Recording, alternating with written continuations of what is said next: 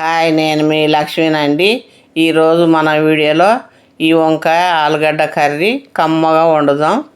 ఈ వంకాయ ఆలుగడ్డ కర్రీ కొరకు వంకాయలు 1/2 కేజీ వంకాయలు ఇవి ఇలాగా పొడుగు ముక్కలు చేసి మళ్ళీ అడ్డ ముక్కలు చేసి ఉప్పు వాటర్లో వేసుకోవాలి.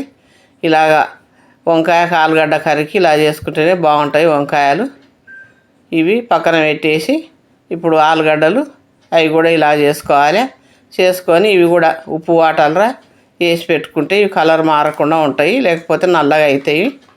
ఇప్పుడు పొయ్యి మీద ఒక గిన్నె పెట్టి 2 స్పూన్ల నూనె వేసుకుందాము. వేసుకొని ఆవాలు, జీలకర్ర, మినపప్పు, కరివేపాకు వేసుకొని ఇది వేయించుకుందాము.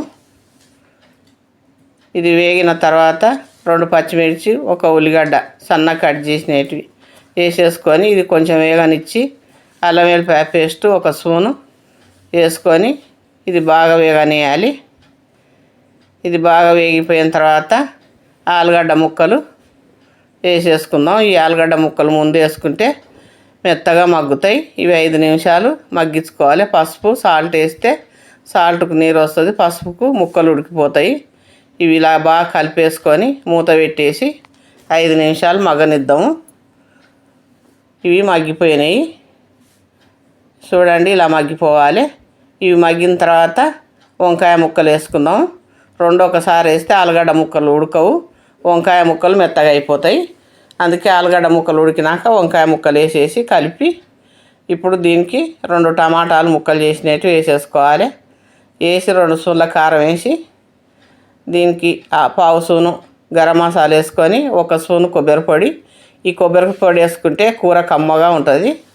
ఇది బాగా కలిపేసుకొని ఇలా బాగా కలుపుకొని దీనికి మూత పెట్టేసి టమాటా మగ్గనియాలి.